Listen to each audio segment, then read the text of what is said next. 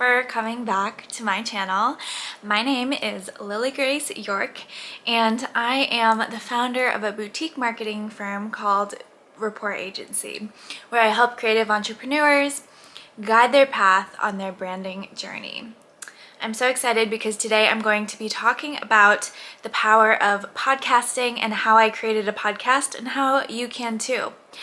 Over the past 6 years, I've had 140 episodes and interviewed hundreds of guests and had many hours of editing, recording, and everything in between. I've learned so much and have come such a long way, and I'm going to show you how you can do this too. I want to help you grow your business and your network in a very reasonable and authentic way. That has been my whole goal in life. Ever since I was young, I was all about networking and building a community, and that's what I'm gonna help you with today. If you haven't already, please hit subscribe and follow this channel, as I will be sharing more tips and tricks on other topics that creative entrepreneurs will be searching for. This video is going to really focus on some tools and tricks that you need to get started when it comes to building a show. So number one, I don't even think you need a camera. I mean, if you want a camera to do video podcasts like I did in season 4, 5, and 6, I highly recommend, because when I started, it was just audio and then it was on Zoom because of COVID. But now I think video is super powerful. So if you have the means to do so, I highly recommend getting a camera. My camera is the Sony ZV-1F, I believe. I'll make sure it's correct in the description. But it's a very basic vlogging camera, and it actually has really good quality, so I love it. And it's specifically for vlogging, but I use it for the podcast. And then also, this has been my microphone for the past 6 years. It's been used a lot. So this is the Audio-Technica ATR2100x USB microphone, and honestly I should probably get a new one soon because it's just been used so much. But it's a streaming and podcasting microphone. I also have so many tripods and different lights that I use as well, but really all you need is a microphone and a camera if you really want to go that route. But creating a podcast is not just as easy as pressing record. I think it's a great way to start practicing, but the back end of it is a heavy lift. And thanks to AI, there's a lot of programs that you can use to edit your shows, create show notes through Chat GPT, and so on and so forth. But I would say number one is having a theme, having a goal of why you're doing the show. For me, at this point, it's to funnel business and to get leads, and to also really highlight other entrepreneurs who I'm interested in and showcasing their brands and businesses. Some things that have really helped me on the back end of my podcast have been creating systems, lists, and schedules. I am so militant when it comes to how I spend my time and how I get things done. People are like, how do you do it? You do so much. But it's because I am very strict on how I execute and get things done. I am all about a list and old school when it comes to a written calendar, and I make sure everything aligns. A couple things that would help you when you are starting a podcast is number one, create your own ideal audience member. Maybe it's one of your friends, maybe it's someone you don't know, but who are you speaking to? I pretend every time I look at a camera that I am speaking to a invisible audience, a make-believe audience, and I see them as creative entrepreneurs, people in wellness, people in business, people who are really interested in being their best selves. So create that audience and then talk to them. A thing that has really helped me too is understanding that each podcast is going to be so different, but having a through line. I always ask my guests at the beginning of each show what defines your lifestyle, and that is something that has carried me throughout. I'm actually low-key starting to rebrand my podcast because it's been over 6 years and I'm ready to switch it up a bit. And what's coming is going to be good and really relevant, so stay tuned for that. So before I even hit record, a lot of work goes into scheduling a guest. So you can decide if you want to do more solo episodes or if you're really interested in doing episodes with guests or multiple guests. I've done all of the above, and I have to say I haven't done solo episodes in a long time and I'm missing it, but I've gotten more comfortable in front of the camera, so I've been doing more vlog series, which has been fun, and videos super powerful.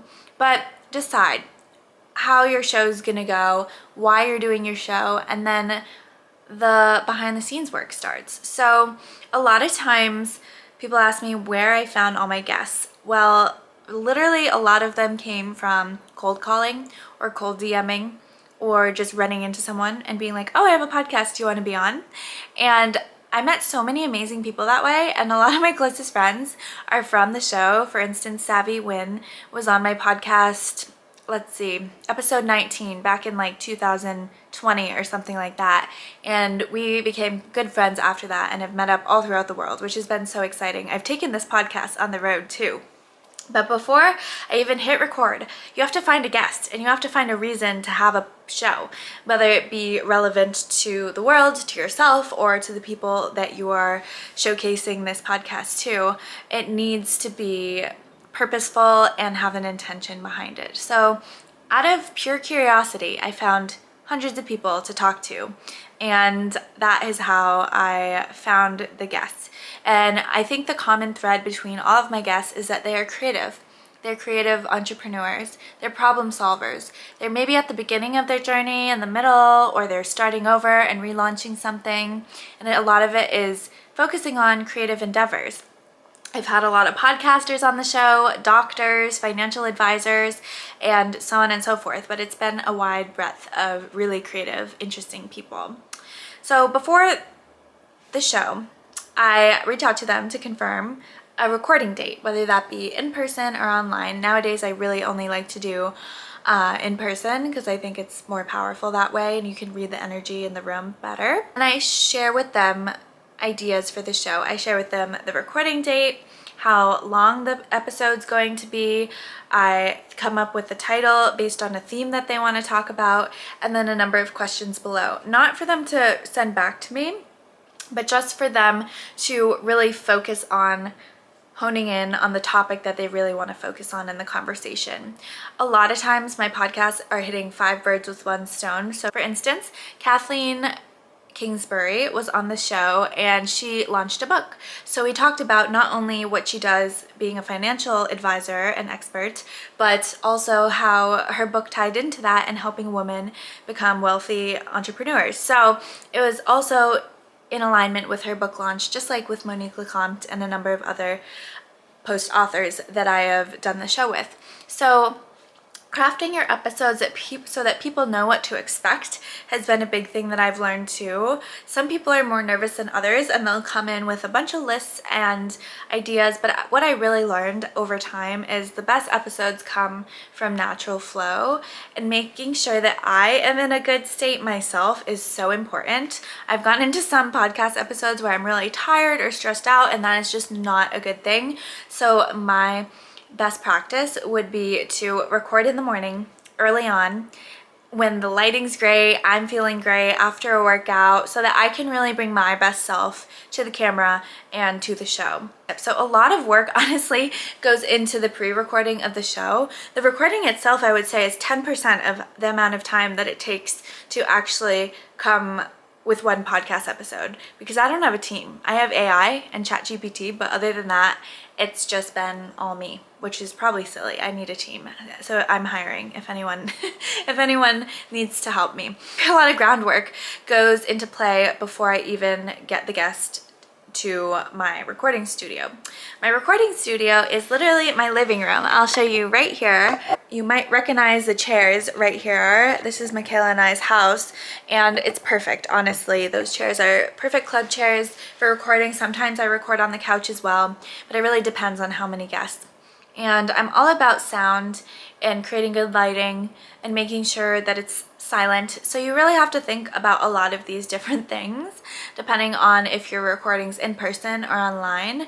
You just want to make sure you're in a quiet space. And then you're ready to hit record basically and take the guests throughout the show Don't worry, I feel like a lot of my episodes had moments where people are like, oh God, take that out. So then you just cut it out. Or they say after the show that, oh my gosh, I shouldn't have talked about my ex-boyfriend or the divorce I went through or my ex-best friend. Can you take that chunk out? Make sure you take that chunk out. And do your research. I think it's so important to lay the groundwork for not only your guest, but yourself before the show. I have to say, just being a naturally curious person, I'm always researching and asking questions, but also digging deep.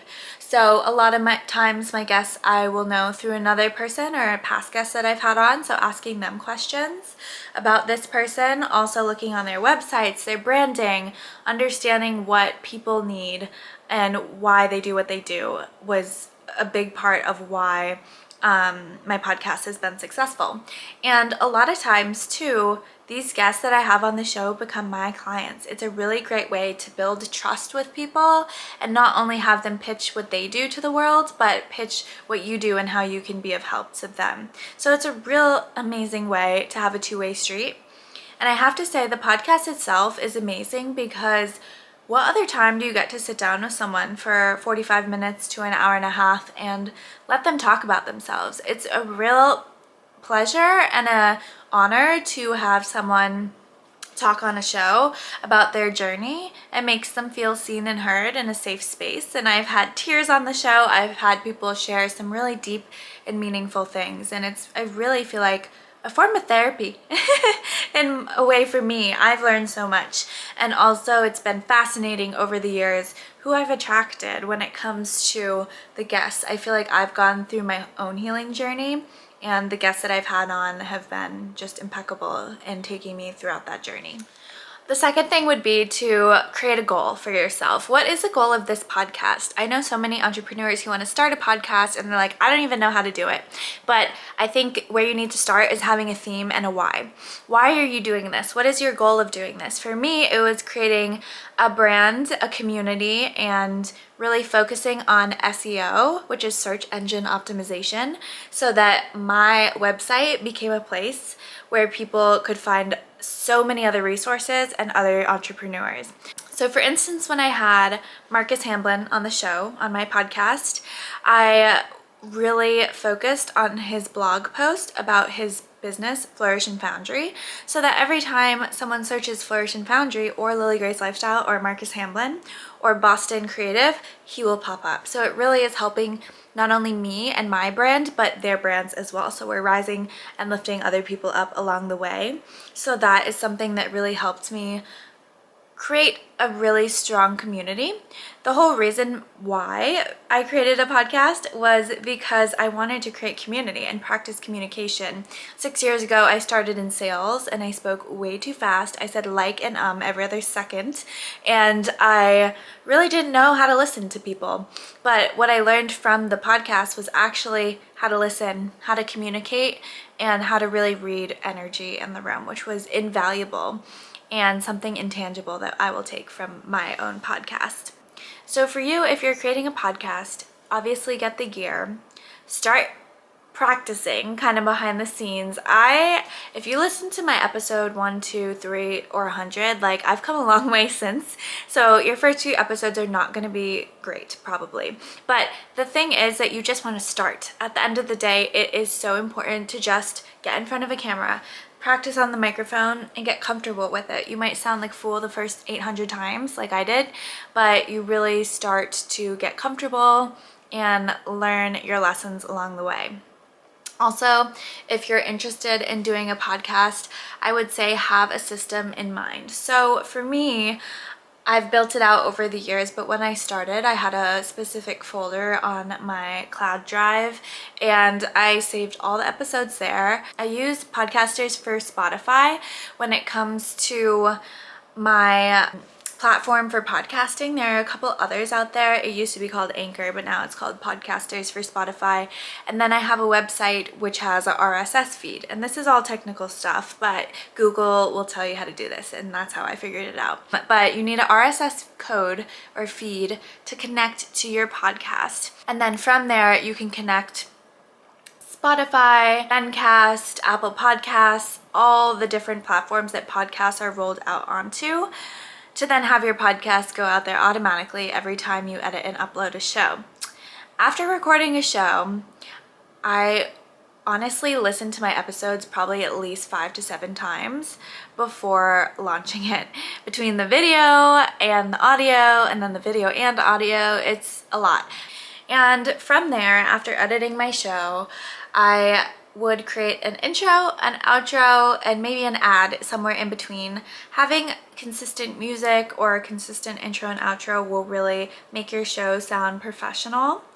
I have to say that I need to re-record mine soon as I'm rebranding, but it's changed throughout the years. I don't think there's any right or wrong way to do it, but make it your own signature, and something fabulous will come out of it, I'm sure. And then from there, once you have the audio, the intro, the outro, you edit it together. Me personally, I use Adobe Audition, used for editing, but I'm sure there are others out there that you can use as well. It's pretty straightforward. I'm not doing anything crazy, but sometimes if there's white noise or an ambulance goes by, I'm denoising and editing out the background noise. So from there, after you have your chunk of audio, what you want to do is upload it to Podcasters for Spotify or whatever platform you're using for your podcast to get it out to the world. And this is kind of where the fun part comes in, because I'm a true salesperson and marketer. I love using Chat GPT for SEO keywords, but also curating the story. So for me, it's been really fascinating to use my writing skills and also my comprehension skills, because after 5 to 7 times of listening to the podcast, you're like, oh my god, I could recite this myself, and you know it like the back of your hand. And from there, I create show notes. So the show notes are used to not only increase SEO, but to really focus on telling the other person's story, bringing in resources, and also coming up with a engaging, clickbaity, whatever, exciting title. So a lot of it does come down to strategy and building out templates. So when I have that, what I do is then put it on YouTube, on Spotify, Podcasters, and also my website. So it's all interconnected, and that gives me at least 5 to 7 different ways that people could actually find the show and find that information. So it's a lot of back end work, honestly, with the editing and the show notes. But if you have a system for yourself, after the first few times, you'll get it down. After doing it 141 times, I really do it pretty quickly at this point. You should also hire someone. Honestly, I need to be at that point to hire someone to edit this stuff for me, but I will get there if you like and subscribe to this video. This has been my system, and it's been really an amazing experience, and I hope that you starting a podcast can get something out of this. And if you have questions, please comment below or reach out to me. I'm thinking of doing my next course on how to make a podcast, and if that's something interesting to you that you want a roadmap for, please comment below and let me know. So now that you've recorded your podcast, you've done all the groundwork, and then you edited your podcast, you're ready to put it out to the world. So that was a lot, but basically now's the most important time. How do you push your podcast out to the world? You can post it, but then honestly, you're not gonna get any views unless you pay to play with ads, or you're really strategic about who you're putting it in front of and how you're getting it out there and marketing it.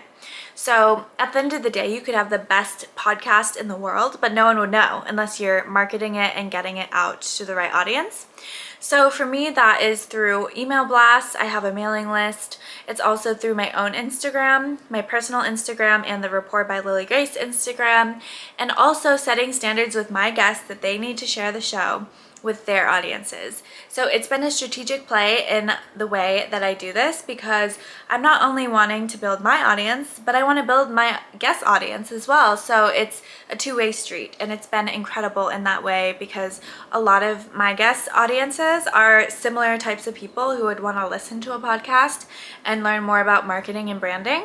And then their audiences might be interested in bettering themselves and their lifestyle in general as well. So getting your podcast out there is so important, whether you have someone like me do it for you or you're doing it yourself. It is a lot of pushing and constant not really nagging people, but reminding people that you have a show. A lot of times people get discouraged because they're like, I did this thing, I did a podcast and then I got 4 listens, but it's because you only posted it once. You need to post something at least 5 to 7 times before it actually sticks in someone's brain. Being in sales, I've learned this, and showing up in person and meeting so many people, I've learned this as well. There's so much noise out there on social media and in the world. It's hard to remember anything, and it's not personal, it's just reality. So if you're not getting the traction you want to begin with, don't get discouraged, and make sure you just consistently show up and push, whether it be in person or online. It takes 5 to 7 times, like I said, but in many different mediums, through email, through text, through voice text, through a phone call, literally send people a letter, through Instagram, through MailChimp, whatever it is, like, you need to show up consistently. And I think I have to say the top 1% of podcasters aren't even the ones that you probably hear of, like Call Her Daddy or Jay Shetty or Mel Robbins. It's the people who get past episode like 7. I think it's really low, or maybe it's 20. I don't know. But if you get past episode 10, honestly, you should be proud, because it really comes down to consistency and showing up again and again and again. And I have to say, I've had the most successful episodes are ones that I'm just free-flowing, the ones that I'm showing up authentically, and the ones that are visual. I feel like video's been really strong, and I feel like I've just been so grateful to be able to hone in on my communication skills and really get into the weeds when it comes to learning about people's lifestyle, because I'm on a mission myself to live my best life, and I want to help you do that too. So if you're interested in doing your own podcast, I highly recommend it. It's changed my life for the best, and it's helped me stand out in my industry. And I also think that this is literally documentation, my friend Lucas said, of all the connections I have in my life, and I'm sharing that with you. I feel like every person has such a unique, amazing story, so being able to share that with my audience has been so amazing and so unreal, and has brought so many opportunities into my life that wouldn't have been there without this show. So don't worry, I'm not going anywhere. I'm still gonna keep doing the podcast. I'm just reframing it coming up and doing a relaunch. So I'm really excited. After 6 seasons, it's been crazy to say that it's been 6 seasons, but it has.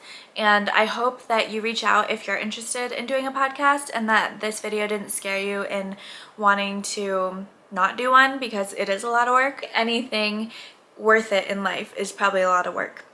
It's just a matter of how you want to spend your time and the reason behind your why, and why you want to do a show, and your goal behind doing a show.